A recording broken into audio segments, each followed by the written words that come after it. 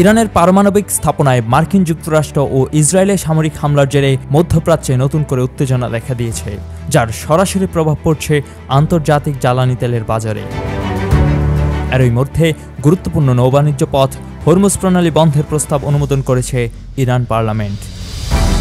যুক্তরাষ্ট্রের হামলার জবাবে ইরান হরমুজ প্রণালী বন্ধ করলে বাড়বে জ্বালানি তেলের দাম।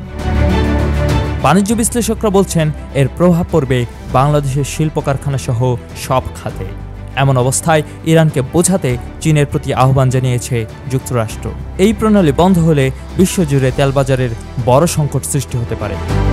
দেশটির জাতীয় নিরাপত্তা ও পররাষ্ট্র নীতি বিষয়ক কমিটির সদস্য ইসমাইল কাউসারি জানান, যুক্তরাষ্ট্রের হামলা এবং আন্তর্জাতিক সম্প্রদায়ের নীরবতায় ক্ষুব্ধ হয়ে এই সিদ্ধান্ত নেওয়া হয়েছে। তবে চূড়ান্ত সিদ্ধান্ত নেবে দেশটির সর্বোচ্চ নিরাপত্তা পরিষদ। হরমুজ প্রণালী বন্ধ হলে বৈশ্বিক জ্বালানির বাজারে নৈরাজ্য দেখা দিতে পারে। বিশ্লেষকরা বলছেন, প্রথম সপ্তাহেই তেলের দাম ৮০% পর্যন্ত বেড়ে যেতে পারে। ৩৪ কিলোমিটারের এই দীর্ঘ জলপথ চিন্তা বাড়াচ্ছে বাংলাদেশে।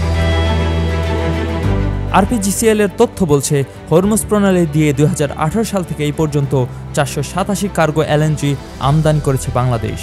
এর মধ্যে ২৬৭ কার্গো কাতার থেকে এবং ওমান থেকে এসেছে ২২২ কার্গো, অর্থাৎ চাহিদার ৮০% মেটাচ্ছে এই দুই দেশ।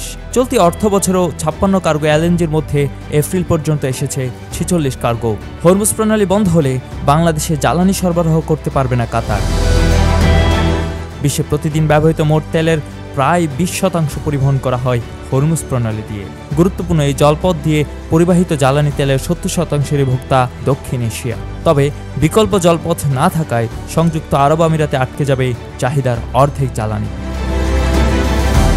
এলপিজি অপারেটর অ্যাসোসিয়েশন অব বাংলাদেশের জ্যেষ্ঠ সহসভাপতি হুমায়ুন রশিদ বলেন, মধ্যপ্রাচ্য থেকে জ্বালানি সরবরাহে বিঘ্ন ঘটলে বাংলাদেশে বড় বিপর্যয়ের সম্ভাবনা রয়েছে। কুমিল্লার কাগজ, নিউজ ডেস্ক।